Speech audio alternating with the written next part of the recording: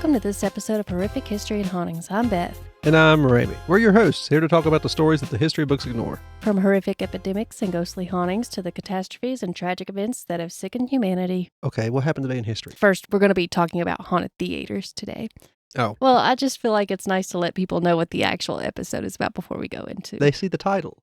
Well, yeah, but then they may get confused as to why we're talking about something completely different. We were told that we didn't announce the name of the hotel that Aunt Kathy stayed in that one episode. What do you mean we didn't? That's what I've been told. The Governor Dinwiddie. The Governor Dinwiddie Hotel. I remember the name, at least. I don't know. I thought we said it too, but I've been told we didn't. Maybe I heard a big thump or something and cut out that spot and didn't realize I cut out the whole name. I don't know. I haven't went back to re-listen to it because I did it so recently. There's no fixing it now.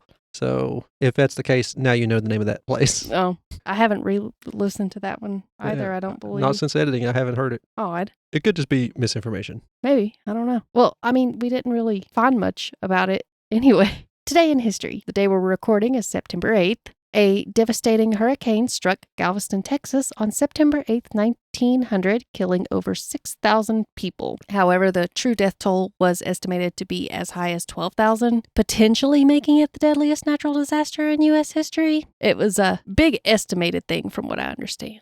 Back then, there was also no effective hurricane warnings. Ships only started radioing storm alerts in 1908. 8 years too late. Yeah. The Galveston hurricane struck on September 8th with devastating winds exceeding 115 miles per hour, possibly even higher. It's hard to tell because the wind gauge flew away. Oh, no. So much for that old-timey heavy steel and iron. Yeah. A Category 4 hurricane unleashed a massive 15-foot storm surge that engulfed the island by 3 p.m. Waves crashed with unimaginable force, sending saltwater spray soaring 115 feet high at the lighthouse. Well, I wouldn't be in the lighthouse. Those ships are on their own at that point. I don't think they could see you anyway. That's why I'm not in charge of a lighthouse, though. Buildings collapsed, roofs were torn off, and the slate roofing that was intended as a fire safety measure became deadly flying weapons from the hurricane winds. I've heard of things like that happening. It's not how hard the wind blowing, it is what it's blowing. Yeah, the debris. The St. Mary's orphanage collapsed, tragically claiming the lives of all that were inside. Oh no! Ships were thrown about like toys. Some ended up 30 miles away. Quite a few miles for a ship. Do they mean in the water or on land, I wonder? I don't what I'm wondering. know. I just picture a Johnny Depp-esque style. I'm assuming in the water. Just like standing on it as it's going down Main Street. Yeah, I'm going to assume in the water. I don't know, though. Countless bodies were reported floating in the water and littering the island. Thousands perished in Galveston, with an additional 2,000 lost on the mainland. The true death toll will forever remain a mystery as bodies were washed out to sea and never recovered. I was today's years old when I learned that Galveston was an island. Yeah, I didn't know that either. I had no idea. Now, on to haunted theaters. The one that Mina recommended is up first, the Birdcage Theater. I think you said that she got pinched while there. She looked to see if some sleazy guy had done it, but there was no one. Well, it was a sleazy-ish place in the past, so maybe it was a ghost. And Are you judging sex workers? Is that a sex worker judgment? Is this what this is heading towards? I'm not judging them. I'm just saying. You called them sleazy. Not all sex workers go out and pinch people. I didn't say the sex workers were doing it. I was thinking maybe one of the ghostly dudes that was there. Oh yeah. What do they call them? I'm calling them sleazy. Johns. That's what they call them, I think. Yeah. I didn't know that. Maybe the ghost thought she was a sex worker. Oh. Mina's going to love this episode. She's really going to be happy to hear that. Oh, no. She's a friend. She won't take that much offense, I hope. I hope not. I'll send her a clip before I post this. I didn't say I thought she was. I said the ghost might have thought she was, which, according to this, it was beautiful women, so it should be a compliment. Okay. I'm making sure you weren't trying to throw shade at anybody. No.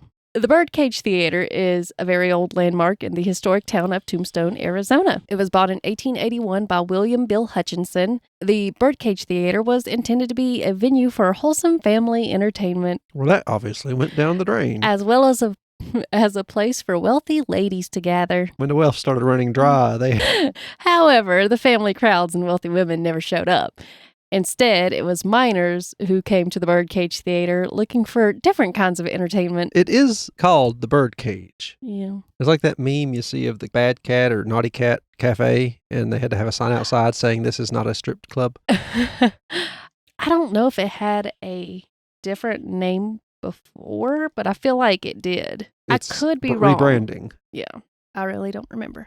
The establishment underwent a transformation. It evolved into a saloon with a stage in the Great Hall, so they still had some stage entertainment. Upstairs rooms were repurposed as a motel, and the basement was converted into a poker den, where the longest poker game to take place was played. It was a poker marathon that lasted from 1881 to 1889. How did that work? Did you just plan at midnight or something? It was 24/7. Oh, I thought you meant it just... No, it just kept going. I thought they was making it we were playing poker at the strike of 12 on New Year's. No. How does a game of poker go that long? I don't know. Well, I think they switched players. Oh, it's a tournament more than actual... I was wondering.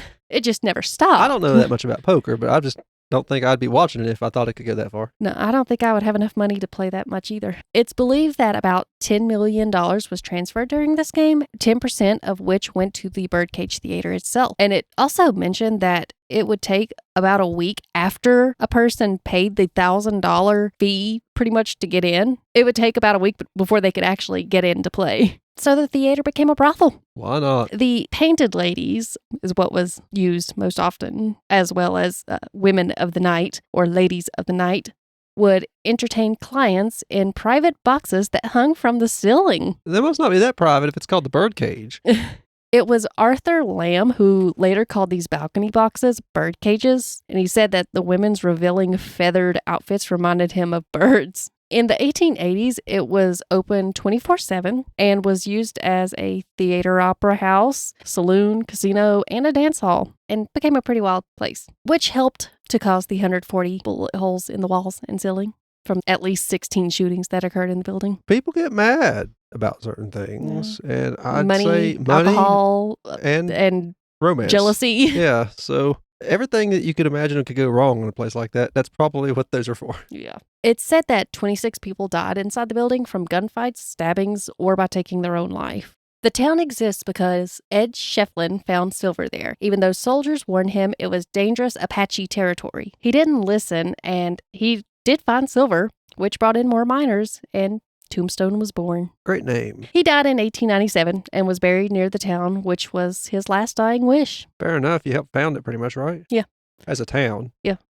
He's the one that white found folks. The silver, bringing in the population. The white population. I don't know what population. Well, whatever, but we know who you literally said who it belonged to before. Well, true. Okay. Yeah, good point. The building retains its original paint and some of the lighting from the 1880s. It was also the workplace of several interesting ladies of the evening, including one called Gold Dollar. She worked at the Birdcage on and off because she would get into trouble and then she would just move to the next house to do What would work. she do to get in trouble? I don't know if it was like just her attitude. She's just it seemed hateful...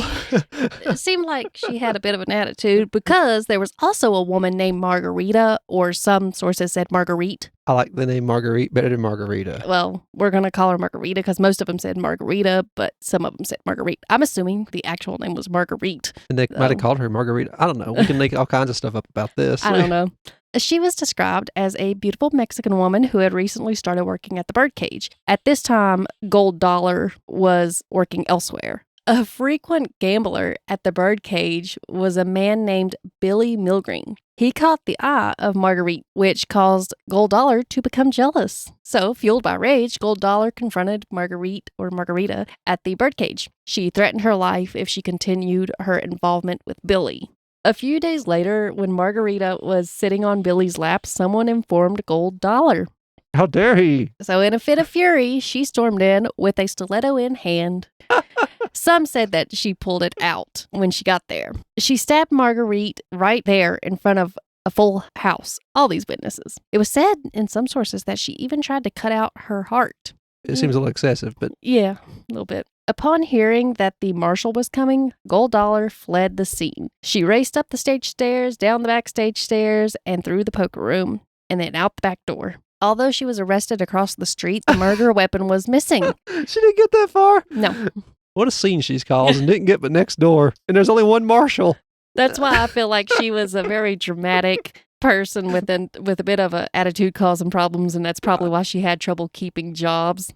Somewhere between the birdcage and the firehouse, she had managed to hide the blood-stained stiletto. Crimes of this nature often would go underreported, largely due to the clientele of such establishments. Many men of all types did business or hung out in these places, and I guess they just didn't want wives to find out or something. Yeah.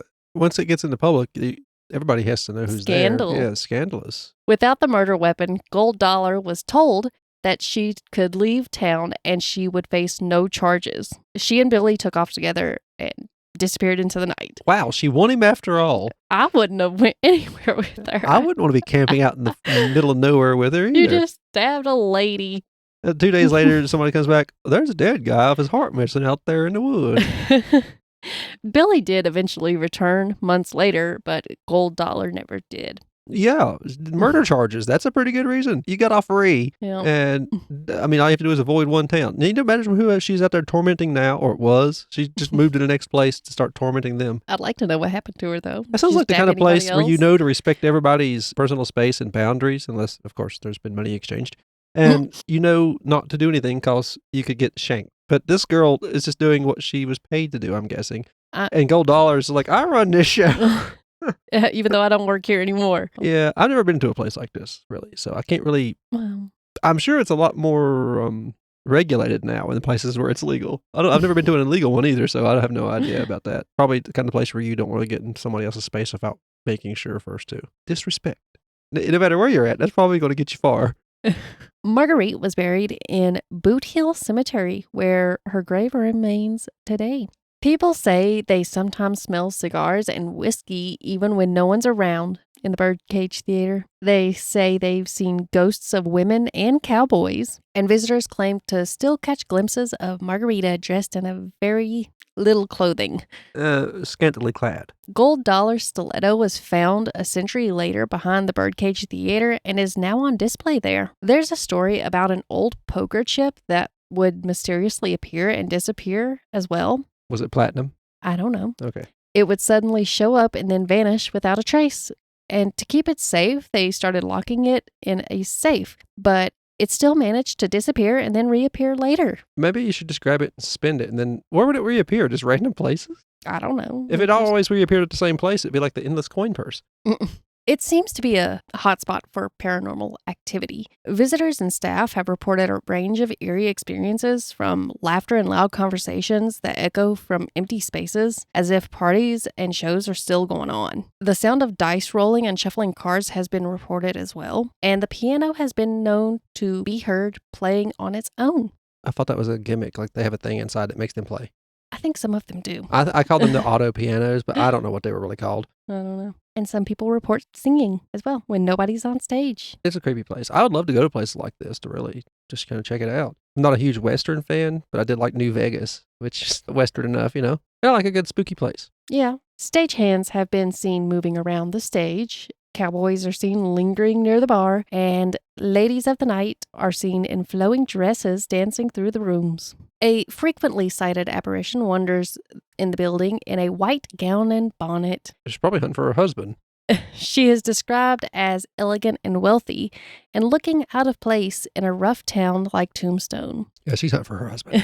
Her identity remains a mystery, so I agree. It's probably someone looking for their husband. Poor thing. Chances are he's been dead for centuries. The one and only wealthy woman that they were originally looking for is showing up, but she's dead. She's showing up just to collect and leave. A shadowy figure often heard crying is believed to be Carmelita Jimenez. This was a former lady of the night who tragically took her own life by poisoning herself with arsenic. Shifting shadows in the theater box seats and objects being moved or even thrown by unseen forces has also been reported. They also had a life-size statue of Wyatt Earp, a former deputy, that was placed on a balcony within the Birdcage Theater. It was later discovered that the balcony had once belonged to the Clinton family. Clanton. Not Clinton. Not Clinton. Okay. Clanton, who were rivals of the Earps. Following the statue's placement, peculiar things began to occur. For 6 months, the staff would find Wyatt Earp's cowboy hat mysteriously displaced onto the floor each morning. That's kind of benign, but okay. Mm. I expected more like throwing the statue over the balcony kind of stuff. Well, on one occasion, the entire statue was found turned all the way around. I'll turn you around. You just walk on out of here. Once they moved the statue, these occurrences stopped. And that's what I found on the Birdcage. Next is our local Barter Theater. Oh, I've been there a couple times. Well, more than a couple, actually. Yeah, I've been there quite a few. I learned the history about every time I go, including in like elementary school when they took us. But I always forget a lot of the history as well. The Barter Theater opened its doors on June 10th, 1933, with the motto, "With vegetables you cannot sell, you can buy a good laugh." That's a pretty good motto, especially when you have things like the Great Depression. Yep. They charged 35 cents or an equivalent amount of produce for admission. This unique concept proved popular, with 80% of the audience members opting to pay with produce, dairy products, or even livestock sometimes. I'm going to bring the whole family this time. Grab a piglet, Jimmy. Oh, I would love a pig. Could you imagine the ruckus outside, though? The Barter Company's first show was a full house, and by the end of the first season, they had earned $4.34 in cash, 2 barrels of jelly, and a collective weight gain of over 300 pounds. What does that mean? Was that supposed to say grain? It may have, but if it did, then their actual website had that typo then, if that's the case. Well, maybe they meant in barter, 300 pounds total in barter. Maybe. That'd be something to ask when we go. Yeah, because I wasn't sure what it meant when I read it. I'm not going to be able to say for sure either. Today, the Barter continues to honor its history by hosting at least one performance each year where donations of food are accepted for Feeding America's Southwest Virginia. I didn't even know that. I didn't either. I figured it would still be part of it. I always knew that it was about bartering because I was raised hearing about it, you know. Yeah, I just figured they didn't do that anymore. Yeah. For a long Apparently time, our library would let us pay off past due book fees with donations of food to give to people. Oh, Yeah. well, that's nice. I like that. The theater's rich history dates back to its earliest known theatrical production of The Virginian. It was on January 14th, 1876. In 1890, the building was used as a town hall and a fire hall. A fire alarm remained on the roof until the year 1994, and the actors on stage were trained to pause during performances when the alarm sounded, and only to resume when it stopped. How inconvenient. The theater's interior furnishings were salvaged from the Empire Theater of New York City before it was demolished in 1875. Robert Porterfield learned of the Empire's fate and secured a weekend to retrieve furnishings and equipment, including the lighting system designed and installed by Thomas Edison. Uh-huh. And that remained in use at the Barter until the mid-1970s. I wonder if Porterfield is why our road is named Porterfield. I bet it is. I want to say he was not only an actor, but I want to say he's what helped make the Barter the Barter. The Barter's Smith Theater was originally constructed in 1829 as a Methodist church. It's the second stage across the street. Only the main building survived a fire in 1914, and it was later repurposed by the Martha Washington College as a gymnasium. In 1961, the Barter Theater renovated the building into a small theater. It's also known for its ghostly tales. Robert Porterfield's spirit is said to roam the building, even appearing among the audience during performances. Actors have said they have been chased from their dressing rooms by unseen entities, and the apparition of a Confederate soldier is said to appear occasionally. Legend has it that anyone the soldier shows his wound to will die within 2 days. No, that's not great. No. In addition to the previously mentioned hauntings, there was another I found that I hadn't heard about before. It's said that an actor that was set to play Dracula was tragically struck and killed while crossing the street on opening night. Probably why they put those lights up on the crosswalk there. Yeah. Now, around that time each year, some claim to hear a disturbance at the front entrance, and a cold wind will sweep through the theater. I think that's just a fall time because that's when they perform Dracula and it starts getting chilly and windy. Yeah. Because I've been in the entrance and when people open the door, it makes that blow. But okay. Some claim they have seen the actor appear on stage still in his Dracula costume. I have not seen that in the performances that I've watched there. And I don't know what Robert Porterfield looked like, though I'm sure he's probably on that wall in that hallway full of the previous actors and actresses. So I wouldn't know if he popped up anyway. I wouldn't have a clue. No. There's There's been some that claim to feel as if someone had touched them on the shoulder, yet when they turn around, nobody was there. I don't see how that's possible because every single time I've been in there, it's been so crowded, you're touching people anyway. Until you get into your seat, you're touching somebody. It's pretty close. One of those places you dread a fire. Yeah. Or a pandemic. Yeah, I really liked it when they used the Moonlight Theater during the pandemic. I thought that was clever and awesome that they put it to use. They put the drive-in to use. Yeah, that's been closed. That's reopening now. Yeah, I don't remember the name of the person. My friend was telling me about it. One of the people that I went to school with apparently is helping to do that. A lot of people kept trying to revitalize it over the years, and now finally, I guess, it's worked. I'm happy about it. The underground tunnel that connects the Barter Theater to the Martha Washington Inn that was built to sneak people and supplies during the Civil War is also rumored to be haunted not only by Confederate soldiers, but a more sinister entity. A demon. However, they had a sinkhole there. Oh. In the middle of the road a few months ago, I believe. You'd think we because were of that tunnel. I had no idea. Yeah. I never heard about the sinkhole. Yeah, there was a sinkhole there because of that. So I don't think you can get there now. Get there now. Yeah. You might be able to get through some of it, but at this point, it's probably not worth the risk. Dead end, yeah. I mean, you have trucks running over it and everything now. Yeah. Vehicles are a whole lot heavier than they used to be. Yeah. Probably a cyber truck I've seen riding through town. They're heavy. And eventually, I would like to, like I said, go through all of the little haunted things through Abingdon, but I figured since we were doing haunted theaters, it would be nice to do stick that the theme. Mm-hmm. Especially the Martha Washington Inn. That one has quite a few stories of the supernatural. I remember bloodstains and all kinds of stuff. Mm-hmm. I've seen those. Sanitary. Indeed. Next up is the Lucas Theater. I've heard of that one too. It's located in historic Savannah, Georgia. It is a majestic landmark with a rich history. It's a very beautiful building. I've never been to Savannah, so I don't know. I would like to go, but I'm not sure what else. I guess I would have to take a bunch of tours and maybe the museums because there's not much else I know of. Savannah sounds like a kind of place that have a nice nightlife.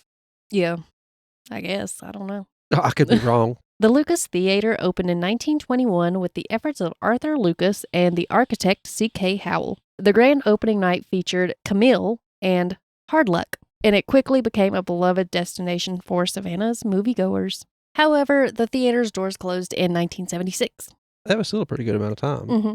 The Historic Savannah Foundation denied a demolition request. One of the bigger movie theater companies bought it, and they wanted to just tear the whole building down and ruin the historic part of it and build a regular theater. The reasonable request for a company wanting to, play movies, but... I like the history part of it. Yeah, I would go for the history part. They'd need to revamp that if you got enough money. Yeah. In 1987, a dedicated nonprofit formed to restore the theater, and construction finally began in 1995. Takes a while to bring in money when you're not making any profit. Yep. December 1st, 2000, the Lucas Theater reopened with a special screening of Gone with the Wind. That would have done very well. It did, from what I understand. I still like that movie, even Me too. with its issues. Yeah. Legend says that a 1928 shooting at the theater claimed the life of a ticket taker. There are reports of seeing his spirit as he flings the doors open, falls to the floor of the lobby, and then vanishes into thin air. However, let's add a little logic to that. No police reports or newspaper articles or any records at all of any shooting at the Lucas Theater could ever be found to prove that this actually happened. Well, as we've heard, not everything was reported in some places. True. This will be terrible for business. During renovations, workers reported strange occurrences, including phantom projector sounds when there was no projectors that had been installed yet, and the sounds of invisible audiences applauding. Some claim to have felt like they were being watched and even seen shadows roaming around the theaters. Lovely. A former Lucas Theater employee said he was hiding in a dark room waiting to jump out and scare one of the girl employees because that's just what they did. They took the haunting thing and decided the boys would scare the girls. It's a common occurrence. Yeah. You could have it both ways, though. When he felt like he was being watched and felt like someone was in the room with him and could hear as if someone was with him, even though he knew he was all alone. So he ran out and he stopped doing the hiding in dark areas to scare girls. Good. Taught him a lesson. Another former staff member told their story of arriving for an early shift when they were greeted by the sound of applaud. Yay, they got here on time. And this was as if there was a full audience that was enjoying a matinee, which was confusing because why would that many people be there that early? That's all I ever go to is matinees. They're cheaper and there's not many people. That's why I go. Before the pandemic, I would go to the local theater for $4. Now I have to pay $7 on a matinee. This employee decided to open the door to see why. There's a crowded this matinee. room of why is there so many people watching a matinee and why are they applauding? You all need to go to work. So they opened the theater door and they found it completely empty and realized that no matinee had been scheduled to even play. Why are you at work? You're the one confused, Maybe sir. they got to make the popcorn or something. I don't know. Get that prepared. Make sure the drink machine's clean, I hope. Next on the list is Dock Street Theater, which is not on Dock Street. It's on 135 Church Street. Why'd they do that? I think they used part of a theater that was on Dock Street and added it to this theater, and maybe that's why. Oh. I'm assuming. It's in Charleston, South Carolina. Oh, we've been there. Mm-hmm. That's where we got on our carnival cruise. Yep. And I spent a little bit of time there with Kathy on a horse-drawn tour. Oh. Carriage tour. I think I just walked on the beach one time there, other than when I got on the cruise. It was a fun place. Oh, wait. No, that was Florida. It was built in 1809, originally as the Planters Inn, and it's known for being Charleston's last surviving antebellum hotel.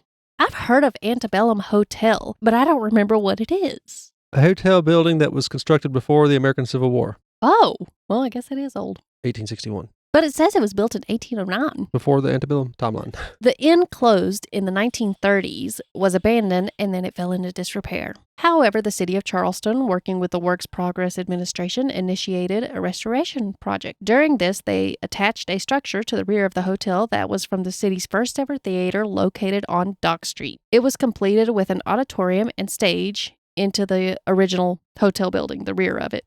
In its prime, the Planters Inn served as a favored lodging for theater groups scheduled to perform at the original Dock Street Theater. John Wilkes Booth's father was a guest, and as legend has it, he nearly killed the hotel manager in a fit of rage one night. The family had issues, apparently. Yeah, back then, mental health help was not readily available. Some believe his spirit still haunts the theater, and it's said that occasionally he can be glimpsed behind the set, which doesn't make sense because he died in Kentucky. And you must have really that was disliked the that only guy. time, the only known thing of when he was ever in that building. So doesn't make sense, but okay. Nettie Dickerson is the standout spirit here. She was a sex worker in the mid-1800s and was a regular presence at the hotel. She dreamed of love and acceptance with the Charleston's elite circles and high society, but her social status and age, which at the time was 25, was considered too advanced to attract rich young men. So that held her back because these rich young men preferred teenage girls at that time. Yeah. After enduring years of rejection, Nettie made a final attempt to secure a husband and the life that she desired. She purchased a beautiful red dress from the city's most expensive store, which in one source I heard she managed to save up by working at a church for a while, and that's how she managed to buy it. She was hoping to capture the attention of a rich man, however, it did not work. One night, after being faced with yet more rejection, she reached her breaking point. She climbed up the inn's second floor balcony and cried out, "You can't save me!" And in that moment, she was struck by lightning and her life was ended. Oh no! She wasn't wrong. Clearly. To this day, Nettie's spirit is said to wander the premises in her expensive red dress. Some sources report that Nettie's spirit can only be seen from the knees up. And this is thought to be because of the construction during the conversion to a theater. The second floor is believed to have been raised by 1 foot, leaving Nettie's apparition to walk upon the original flooring of the Planters Inn. Okay. Poor Nettie. She's probably like, where'd the lower half of my feet go? That poor girl. Strange. Another interesting little story I found while looking into this one was about the Pirate House, which is situated about a block away and is rumored to have once accommodated pirates, including the notorious Blackbeard. Legend has it that an underground tunnel connected the Pirate House to the Dock Street Theater, and it provided a route for pirates to conduct business and indulge in theatrical performances. Oh. Some accounts suggest that Blackbeard concealed his treasure within his tunnel before it was sealed during the theater's last renovation. I don't know if I believe that one because there's just so many stories of Blackbeard. Yeah. It's hard to tell. It is. Then again, also, they're saying that poor little Nettie's bottom half of her legs isn't being shown as well. The pirates put on a show. Yeah. And that's all the theaters I have for now. I do have a few on my episodes ideas list, so there may be, if they turn out to be good enough. Yeah. I think 4 or 5 more haunted theaters. So I may be making another episode sometime in the future. Well, that sounds like nice. this, but I'm not sure. I'll just have to dig into them and see if I like them enough. I look forward to it, especially the performing pirates. Well, that was fun. I learned a little bit more about the Barter and a few other places that I didn't even know about. Well, I knew about the Birdcage. I didn't know what it was called. We need to go watch the Dracula this fall because it's probably going to be. They normally play it around October. Or Frankenstein. Or perform it. Yeah. Yeah, that or Frankenstein. I don't want to watch Frankenstein. I'm not a big fan of Frankenstein. I watched the Frankenstein in elementary school. I did too. When they did that. I also watched Sweeney Todd with her aunt, I think. I think I watched Sleepy Hollow also. I didn't get to see that. Mama said it was good. But anyway. No, I want to watch the Dracula and be like, there he is! There's that ghost! Maybe. We'll see. We'll see. We'll get kicked out of the Barter and never get to go back. Yeah. Have a whole podcast about that tragedy. If you liked what you heard here, we have other podcasts. We're part of the Gruesome Gaming Group Podcast Network. We have Brother Knows Quest, a podcast where I talk about tabletop role-playing games and tell Beth about a different one each week. We have Leveling Duo. It's a podcast where me and Beth, or me and my friend Dakota, talk about different video games we really enjoy. We only come out with a new episode of that whenever we get a new game that we really enjoy, so they're not scheduled really. If you want to keep track of all that, there's a link tree in the description. It will take you, the first link in that link tree will be the Gruesome Gaming Group's podcast homepage. You can find all of our podcasts, subscribe through there, or just listen to the newest episode. You can also just Google us or use your podcast app to find us that way too. We have all of our social links in there, X, Threads, TikToks. There's 2 different TikToks, one for this podcast and one for the whole Gruesome Gaming Group as a whole.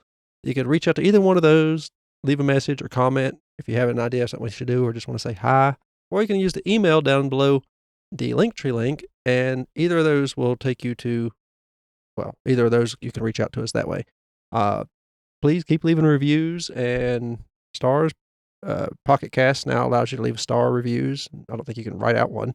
But it was a nice addition they put in there. There's a link below all that lets you leave a tip for us if you want. It uses Stripe, so it's secure. We appreciate that. It helps keep the podcast hosted. Yeah, we just like to hear from you. Let us know what you think, or give us an idea of something to cover. We really appreciate it. Thank you for listening. I've been Ramie. And I'm Beth. And this has been HH&H. Bye-bye.